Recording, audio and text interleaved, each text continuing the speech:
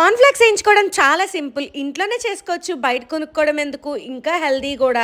మనం మంచి నూనెతో చేసుకుంటాం. ఫస్ట్ అయితే మనం ఆయిల్ హీట్ అయిన తర్వాత జల్లిడ పెట్టుకున్నాననమాట. జ్యూస్ స్ట్రెయిన్ చేసేది ఉంటది దాంట్లో అయితే వేడిగా ఉన్న నూనెలో అయితే ఇలా కార్న్‌ఫ్లేక్స్ ఏయించేసుకొని నీట్‌గా స్ట్రెయిన్ చేసుకొని ఒక న్యూస్ పేపర్ అయితే స్ప్రెడ్ చేసేసుకున్నాను. ప్రింట్ లేని న్యూస్ పేపర్స్ బయట షాప్‌లో అమ్ముతారు. అదైతే ఇంకా మంచిదనమాట. మనం కార్న్‌ఫ్లేక్స్ ఏయించేసుకున్నాం అనుకోండి, నీట్‌గా ఆయిల్ అంతా న్యూస్ పేపర్ అబ్జర్వ్ చేసుకుంటది.